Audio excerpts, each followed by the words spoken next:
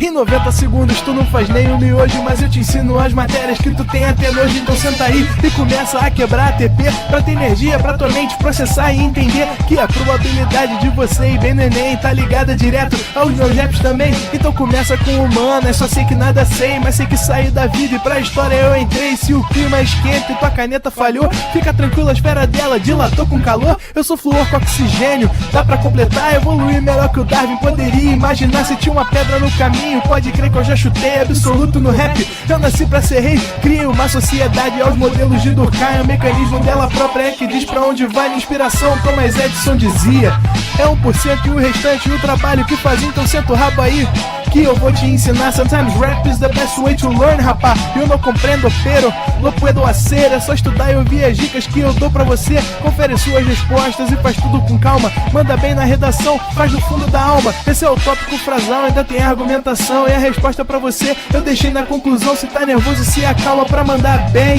E se liga nos vídeos que eu te preparo pro Enem.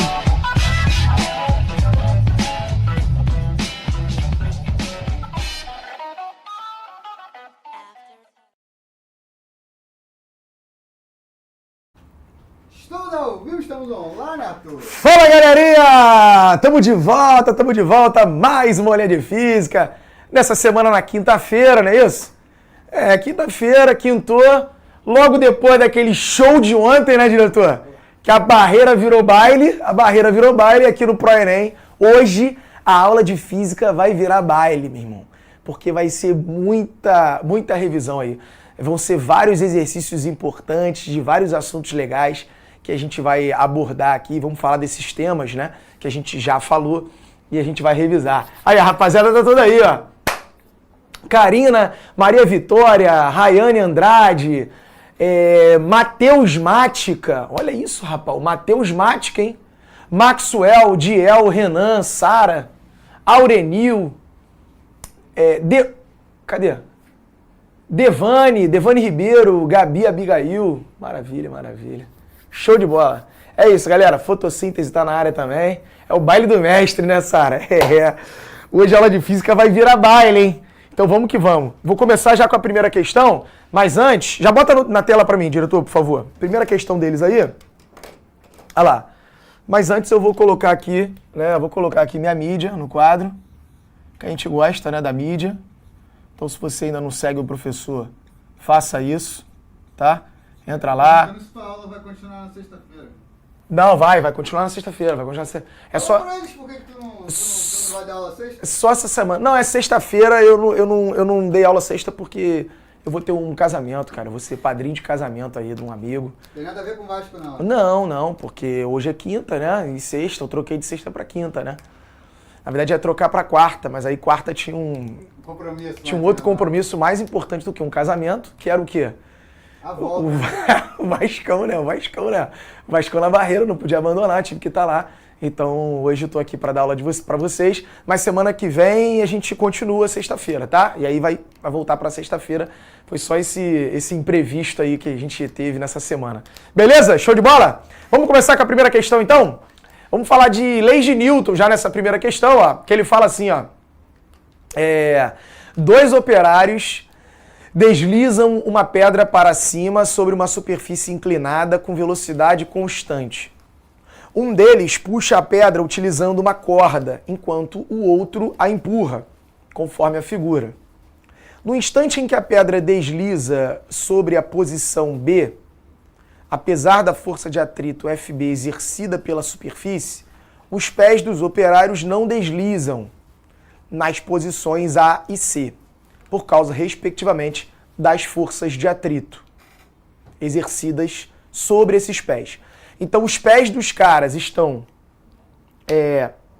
em repouso, tá certo? Não tá tendo deslizamento, mas a pedra tá deslizando para cima. Tá legal? Beleza, aí vamos lá. Vamos ver o que ele pede. O diagrama que representa o sentido das forças de atrito exercidas pela superfície da rampa nas posições A, B e C. Então, B é a pedra, A e C são os dois operários, tá? Vamos lá, vamos ver aqui a primeira questão então, ó. Vamos ver.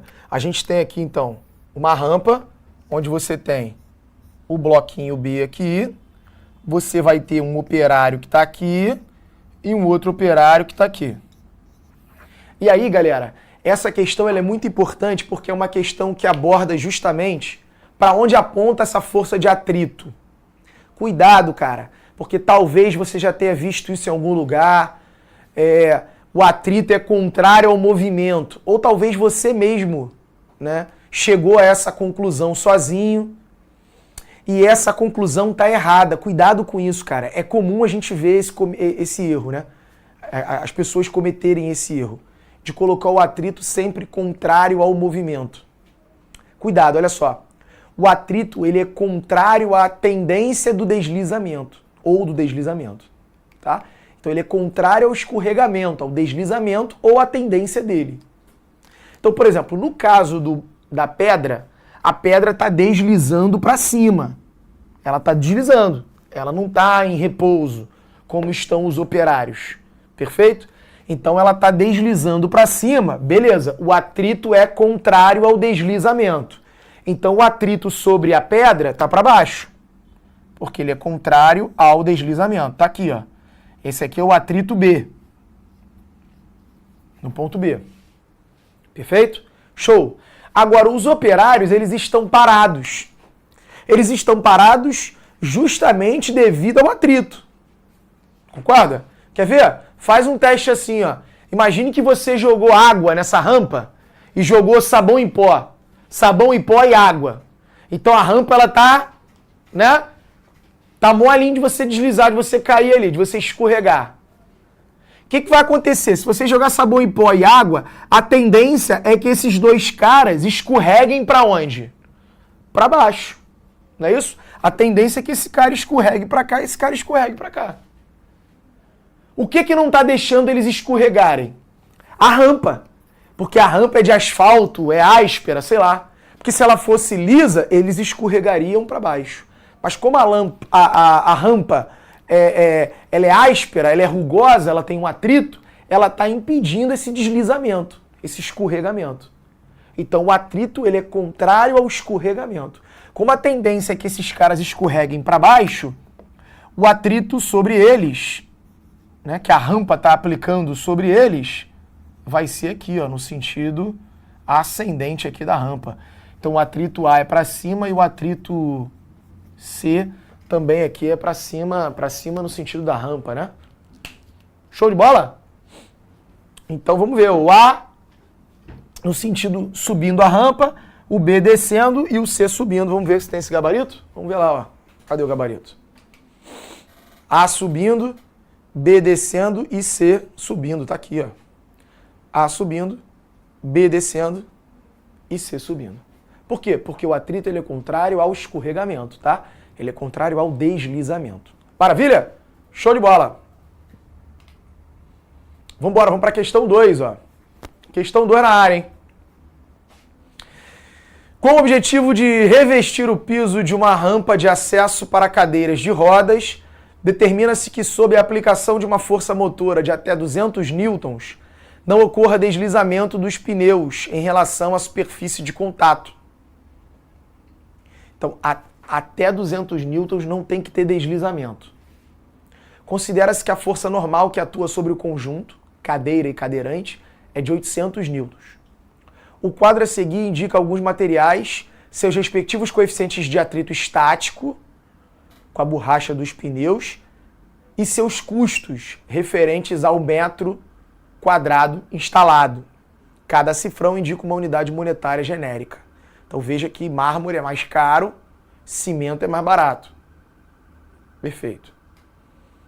Qual revestimento apresenta o menor custo, além de garantir que cadeiras de rodas passem pela rampa sem o risco do escorregamento? Ele falou, ó, que não tem que ter escorregamento até uma força de 200 newtons.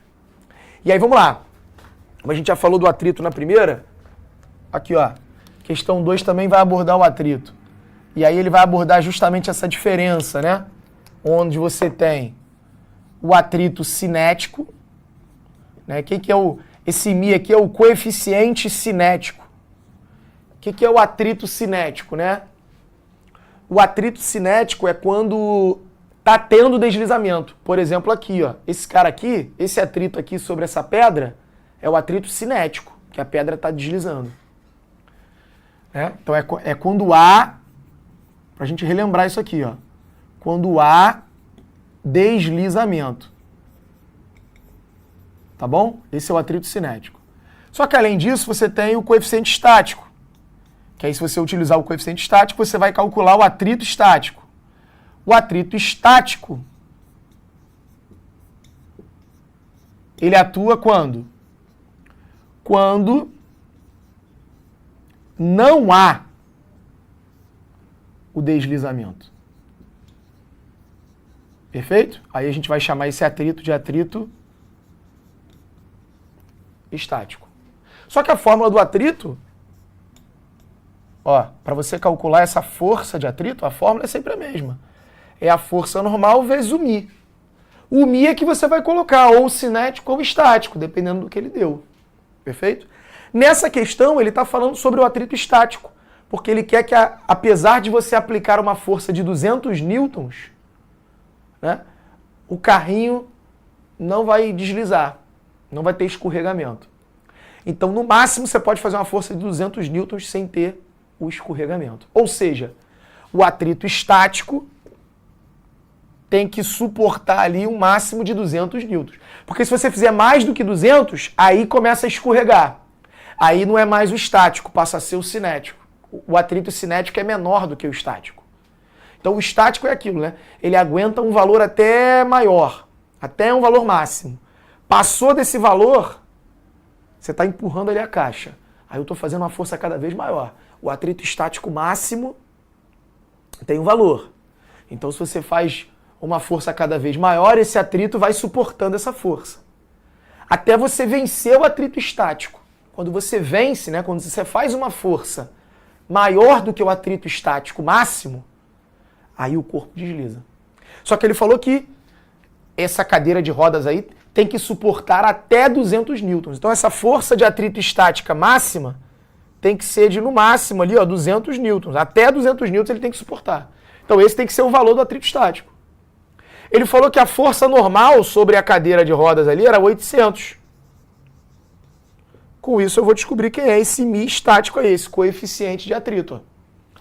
Se eu passar o 800 para lá, o 800 é que vai dividindo, hein? Pô, tem gente que chega aqui, ó, faz tudo bonitinho, aí chega aqui e erra na conta porque bota 800 sobre 200. Não é? Tem gente que comete esse erro.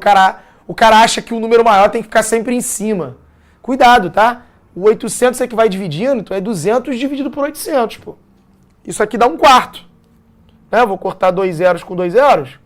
2 sobre 8, simplificando por 2, dá 1 sobre 4. 1 sobre 4 é o famoso 0,25.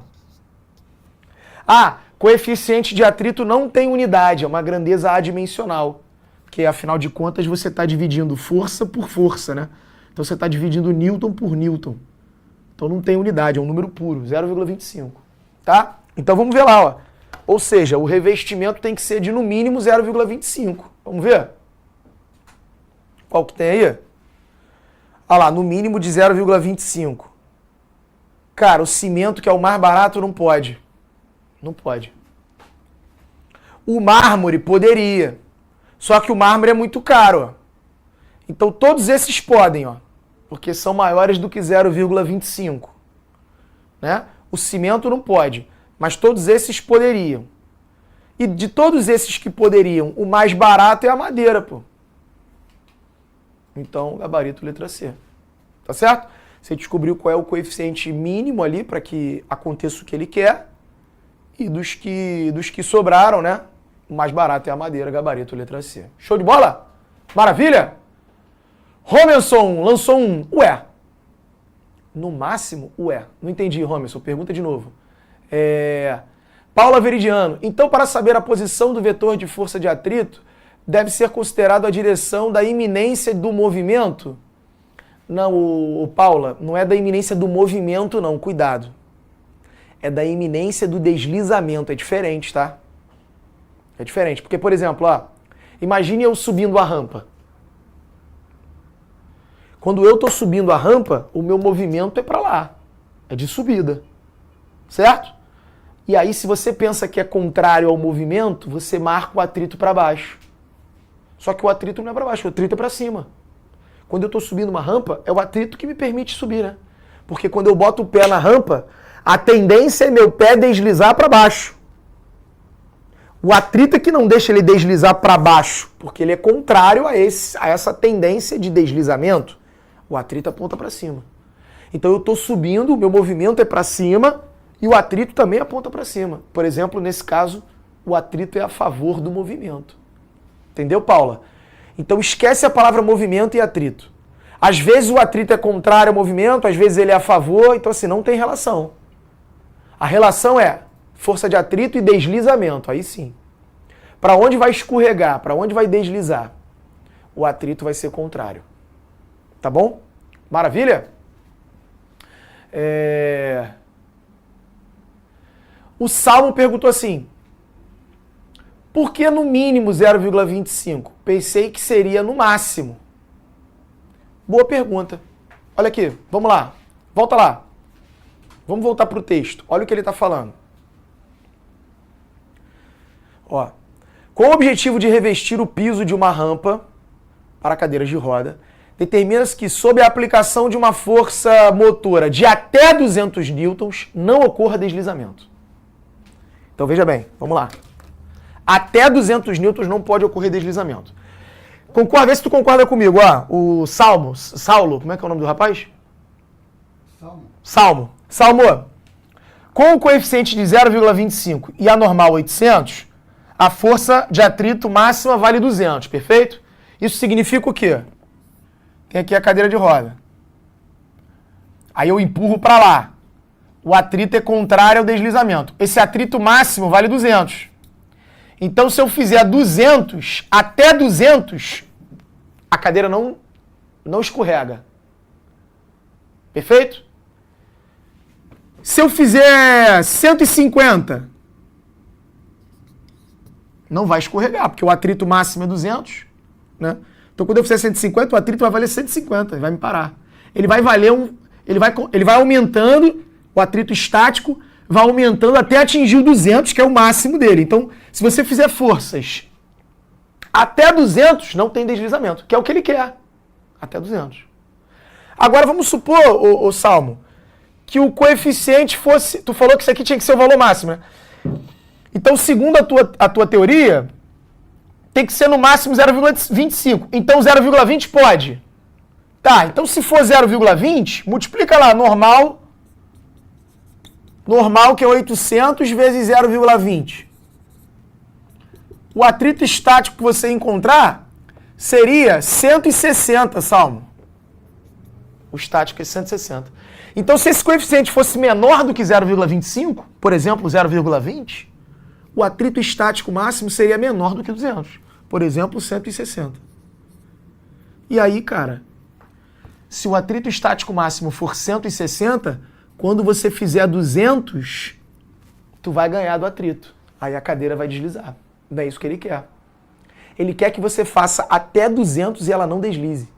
Ou seja, o atrito estático ele tem que aguentar até 200.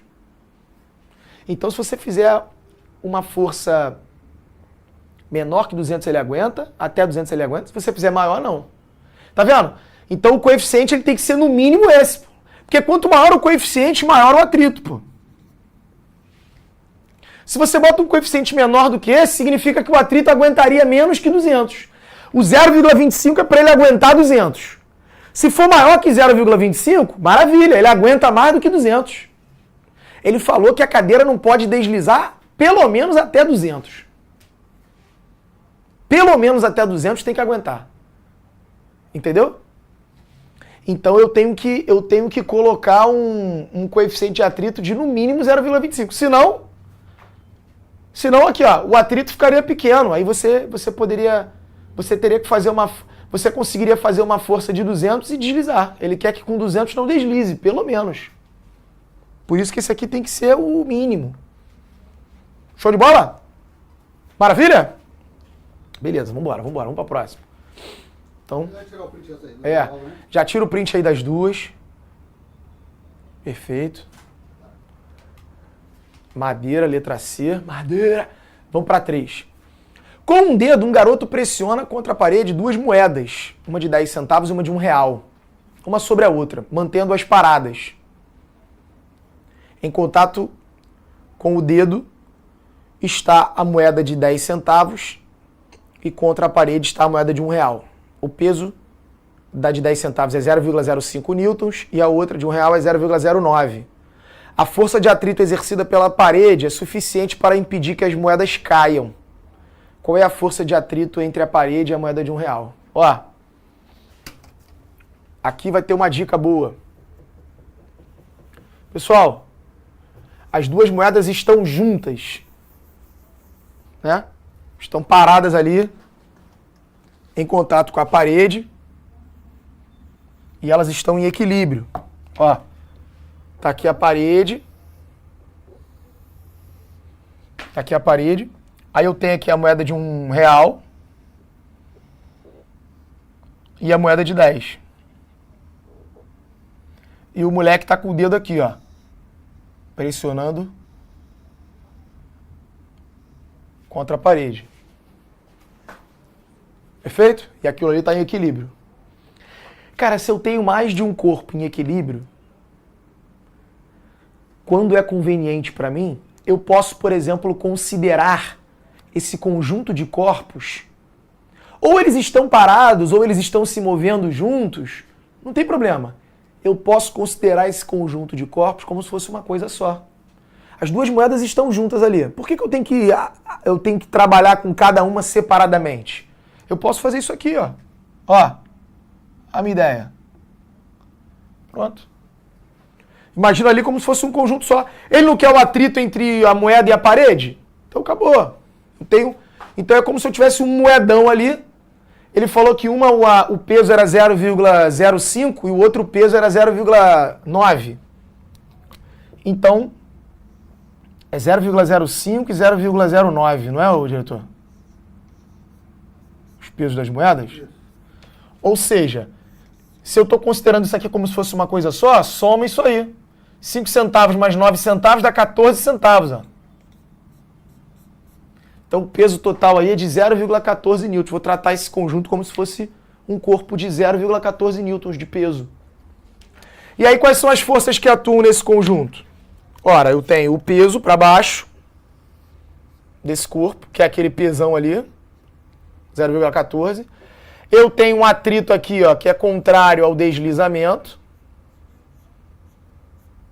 A tendência do deslizamento. Então a tendência é que as moedas escorreguem para baixo, né? Mas a parede não está deixando. Eu tenho a força que o dedo faz nas moedas para lá, uma força F. E como eu estou pressionando contra a parede está fazendo uma força também nas moedas, que é uma normal, para cá. Né? Olha que interessante. É por isso que você tem que pressionar mais forte para a moeda não cair, né? Porque quando você pressiona mais forte para lá, a parede faz a mesma força para cá. O valor da normal é igual ao valor do F que você faz. Então quando você faz um F muito grande, né, você pressiona muito contra a parede, a normal também é um valor grande, porque a parede não vai deixar a moeda entrar, né, entrar nela. Então a parede está fazendo uma força contrária às moedas, que é igual à força que o dedo faz. E quando você aumenta a normal, aumenta quem? O atrito. Porque o coeficiente de atrito não muda, né? O coeficiente de atrito ali é entre a parede e a moeda. Depende do que é feita a parede, do que é feita a moeda. Então o Mi ali já é fixo. É o Mi entre uma moeda e a parede. O que vai aumentar o atrito ali é a normal, porque quanto mais força você fizer, maior vai ficando a normal, maior vai ficando o atrito.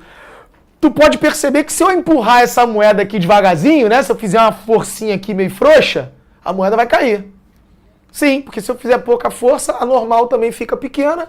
Normal pequena, o atrito pequeno, o peso ganha do atrito. Perfeito?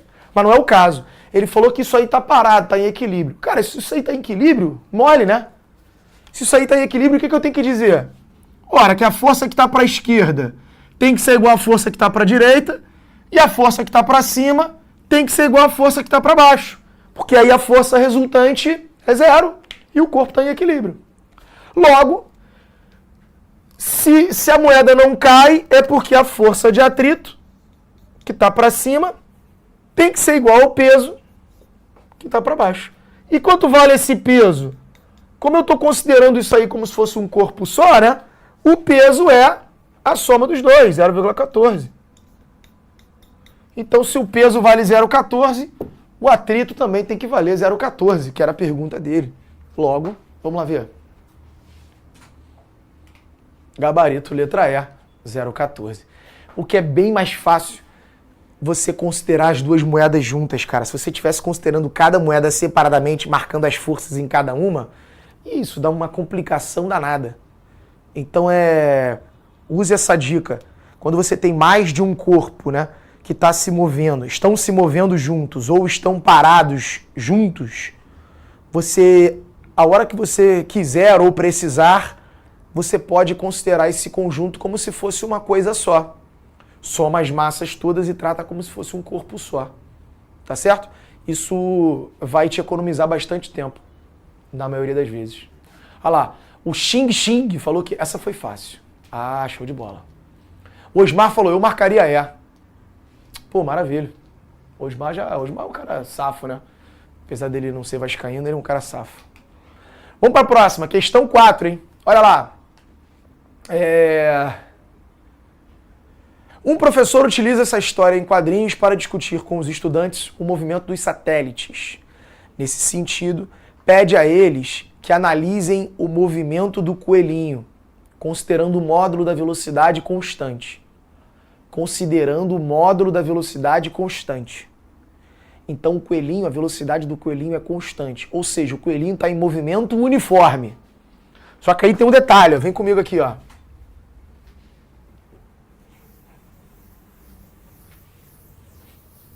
Ó.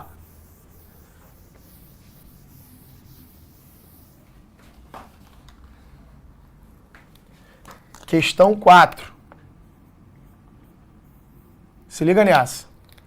Se a velocidade do coelhinho é constante, presta atenção no que eu vou escrever aqui, ó. Se a velocidade do coelhinho é constante, significa então que esse movimento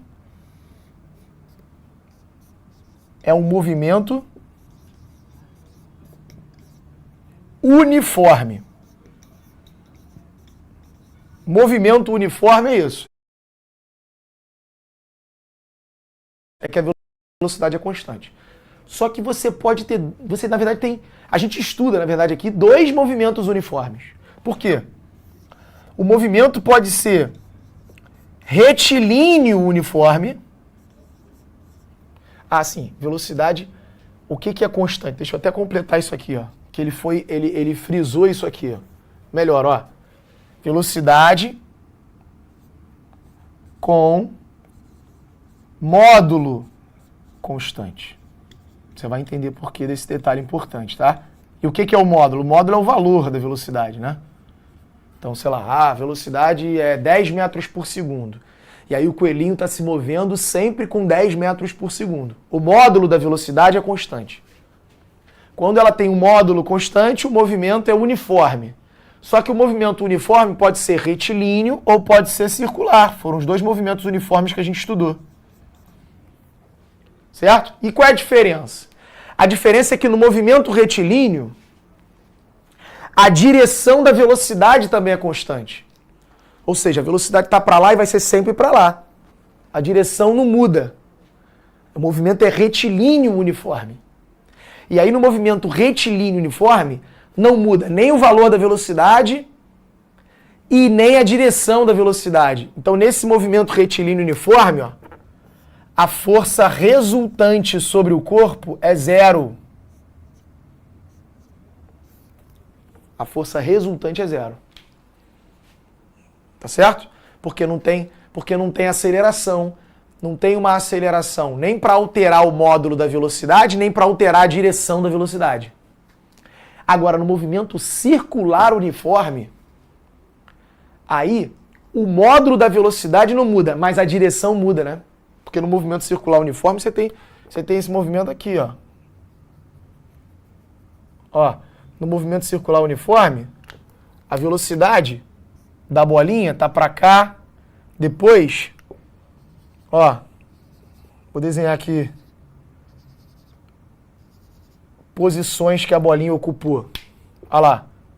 Depois a velocidade tá para cá, a velocidade tá para cá, a velocidade tá para cá, a velocidade tá sempre tangente à trajetória.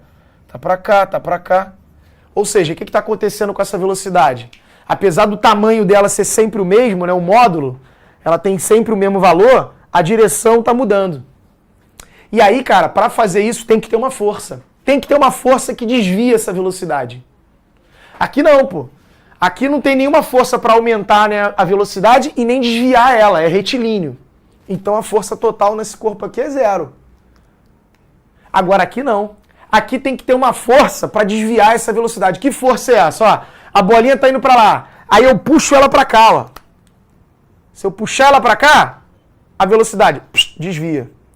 Aí ela iria indo para lá. Aí eu puxo ela para cá, ó. Aí ela desvia. Né? Imagina o teu amigo correndo e você amarrou uma corda na cintura. Lembra desse exemplo, diretor? Amarrei uma corda na cintura do diretor, mandei ele correr. Aí ele tá correndo, eu tô puxando ele. Tá correndo, eu tô puxando ele. Tá correndo, eu tô puxando ele. O que vai acontecer é que ele vai ficar girando ao meu redor. Porque a todo momento que ele tenta fugir, eu puxo ele. Aí ele tenta fugir, eu puxo ele. Essa força é a responsável por mudar a direção da velocidade. É uma força que tem que apontar para o centro da trajetória circular. Né? Tá sempre apontando para o centro, para fazer com que a velocidade desvie. Essa força que aponta para o centro é o que a gente chama de força centrípeta. Então, no caso do movimento circular uniforme, ó, a força resultante não pode ser 0 não, senão o cara vai em linha reta. A força resultante ela tem que apontar para o centro, ela tem que ser a força centrípeta. Ou seja, tem que ter, em outras palavras, né? Tem que ter alguma força apontando para o centro, ou a resultante das forças tem que apontar para o centro da trajetória para que o corpo consiga girar. Cara, pronto, fiz um raio-x aí dos movimentos uniformes. Ou ele é retilíneo, ou ele é circular. Show? Agora vamos lá, vamos ver lá. O que tá aqui, ó? Ele já falou que o coelhinho está com velocidade constante. Aí, olha o esquema.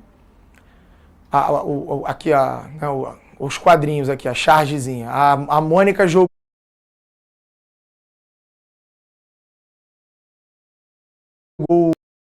o Sansão, né?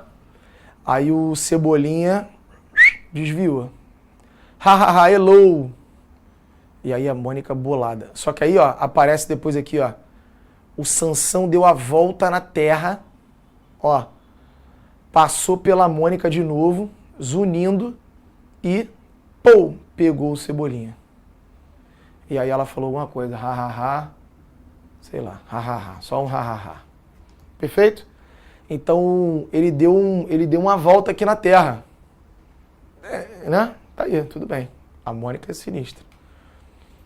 Desprezando a existência de forças dissipativas, o vetor aceleração tangencial do coelhinho no terceiro quadrinho é a aceleração tangencial. Olha aqui, ó. No terceiro quadrinho é onde o coelhinho está dando uma volta. Vamos lá. O que a gente sabe? A gente sabe que força gera aceleração. O terceiro quadrinho é justamente isso, ó. Então, o coelhinho, ele poderia ter duas acelerações. Ó. Ele poderia ter uma aceleração tangencial e uma aceleração centrípeta. Ele tem aceleração centrípeta porque essa velocidade está mudando de direção. Mas ele não tem a aceleração tangencial. Porque como o movimento é uniforme, a aceleração tangencial é nula. Por quê? A aceleração tangencial seria a aceleração que aumentaria a velocidade, o valor dela. Então você pode dizer aí que a aceleração de um corpo, ela pode ter duas componentes, né? Uma parte da aceleração ali, que é a tangencial, que teria o papel de aumentar o valor da velocidade. E tem uma parte da aceleração, que é centrípeta, que teria o papel de mudar a direção da velocidade. A gente está falando de aceleração porque quando tu aplica uma força no corpo, né? O que esse corpo ganha? Ele ganha a aceleração, tá? Então é isso. Você aplica uma força e aí você fornece ao corpo o quê? A aceleração. Se você aplica uma força centrípeta, você fornece ao corpo uma aceleração centrípeta. Se você aplica uma força tangente à trajetória, você fornece uma aceleração tangencial. Essa aceleração é quem altera o módulo. Como ele falou que o módulo é constante, a aceleração tangencial é nula. Agora olha aqui, ó. Então o gabarito ali é nulo. Ele pergunta da aceleração tangencial, se a velocidade é constante. O módulo da velocidade é constante, o valor é constante. A aceleração tangencial é nula. Gabarito letra A. Agora, se ele tivesse perguntado a aceleração centrípeta, aí você teria essa resposta aqui, ó. Perpendicular à velocidade e dirigido para o centro da Terra. Sim, porque aponta para o centro. Perfeito? Mas a tangencial é quem muda o valor. Como ele falou que era constante, é nula. Maravilha. Vamos lá, vamos por fim aí para a questão 5. Finalizar aí, ó. Questão 5, saideira. Já tira o print ali da 3 e da 4. Deixa ele tirar, diretor. Questão 3 e questão 4. Show de bola. Maravilha. Vamos embora, vamos fazer assim, vamos ler. 2 satélites artificiais, S1 e S2, de massas M e 2M, estão em órbita ao redor da Terra e sujeitos ao seu campo gravitacional. Quando o satélite S1 passa por um determinado ponto do espaço, sua aceleração é de 7 metros por segundo ao quadrado. Qual será a aceleração do satélite S2 quando ele passar pelo mesmo ponto? Vamos lá, olha aqui. Tem a ver com o que a gente falou agora, ó. Lembra que a gente falou em gravitação?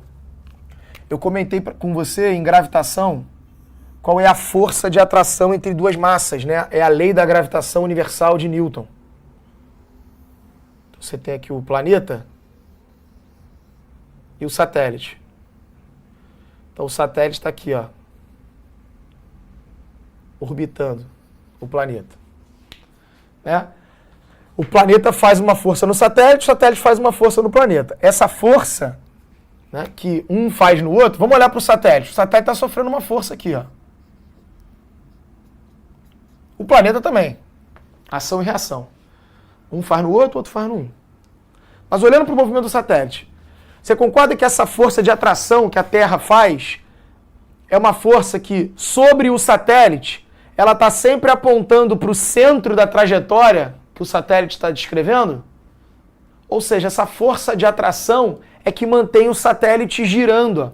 É que mantém o satélite no movimento circular. Essa força de atração é a responsável por ficar aqui mudando a direção da velocidade do satélite, né? É uma força que aponta para o centro, mantendo o satélite nesse movimento circular.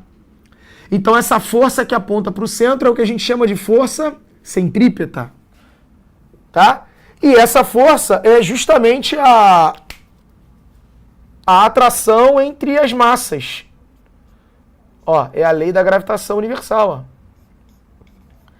É a força entre duas massas, né? É a lei da gravitação universal de Newton. É uma constante, Gzão uma constante, Mzão, que é a massa do planeta, Mzinho, que é a massa do satélite, sobre a distância ao quadrado, que seria esse raio da órbita aqui, de um centro até o outro centro. Essa é a força gravitacional. Tá? Essa força gravitacional sobre o satélite está fazendo o papel de quem? De força centrípeta. Então, ó, a força gravitacional que atua no satélite, que é a única força, vai ser... Como é a única força que atua no satélite, é ela que vai ser a força resultante. A força gravitacional. Ela vai fazer o papel de quem? de força centrípeta. Tá certo? Então a força gravitacional vai fazer o papel de centrípeta. Quem é a centrípeta? Ó, formulazinha da força centrípeta é mv² sobre R, ou sobre D, né? D, nesse caso aqui, é o raio da trajetória. Esse R aqui é o raio da trajetória, que eu estou chamando de D, você poderia chamar de R. Certo? Tá aqui, ó. Esse aqui é o D. Ó, é o raio da trajetória aqui. R, raio da trajetória, que a gente está chamando de D. Perfeito? Aí, eu estou fazendo aqui para o satélite 1. Imagina então que aqui é a massa do satélite 1, massa do satélite 1, massa da Terra, velocidade ao quadrado sobre D. Ele na verdade, está falando da aceleração, né? Vou até escrever isso aqui para você, ó.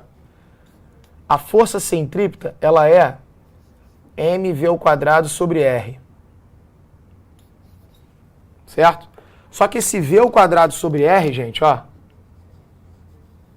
é o que a gente chama de aceleração centrípeta. Então eu poderia escrever a força centrípeta como sendo massa vezes aceleração, só que centrípeta. Né? Força é massa vezes aceleração. É que a força centrípeta vai ser a massa vezes a aceleração centrípeta. E a aceleração centrípeta tem essa fórmula, v² sobre R. Mas, na verdade, nessa questão, ele até falou da aceleração, né? Então, assim, eu não vou nem botar aqui v² sobre R, não. Eu vou botar aceleração centrípeta. Tá aí. Então, o satélite 1 tem a massa 1 vezes a aceleração dele, centrípeta. E essa força é justamente a força gravitacional. Como eu tenho M1 de cada lado, ó, então vou ter que Gzão, Mzão, D² vai ser igual a aceleração centrípeta. Que ele falou que vale 7. Do satélite 1. Cara, beleza. Aí agora ele vai botar o satélite 2. Cara, o satélite 2, quando ele estiver passando no mesmo ponto, ele está na mesma distância, mesmo raio. Qual vai ser a força gravitacional sobre o satélite 2? Gzão, massa da Terra, massa do satélite 2... sobre D². E essa força vai fazer o papel de centrípeta, que é M, a aceleração centrípeta. M2 vezes a aceleração centrípeta. Só que olha lá, eu estou fazendo aqui só para te mostrar isso, mas olha lá. Tá vendo que aqui tem um M2 e aqui tem um M2? Igual ali tinha M1 e M1, aqui tem M2 e M2. Quanto é que deu a aceleração centrípeta, então, sobre o satélite 2? Ó, aqui eu estou fazendo para o satélite 1, e aqui para o satélite 2. Quanto é que deu a aceleração centrípeta para o satélite 2? É isso que ele quer descobrir. Cara, a aceleração centrípeta para o satélite 2 deu Gzão, Mzão sobre D². Que é a mesma coisa do que a anterior. Porque, na verdade, né, o que mudou quando era o satélite 1 e depois quando passou a ser o satélite 2? As massas, que ele não me disse. Ele não falou que era a mesma massa e a gente não pode garantir que é a mesma massa. Então, um tinha uma massa M1, outro tinha uma massa M2. Só que, veja, na hora que você iguala a força gravitacional com a força centrípeta, as massas do corpinho que está girando, elas se cancelam. Ó. Então, no final das contas, a aceleração centrípeta que os corpos estão sofrendo não depende da massa deles. Só vai depender da constante gravitacional, da massa do planeta e da distância. E como os dois satélites estão no mesmo ponto, a pergunta dele é qual vai ser a aceleração, né? Quando eles estiverem no mesmo ponto, eles vão estar na mesma distância. Portanto, a aceleração vai continuar sendo 7.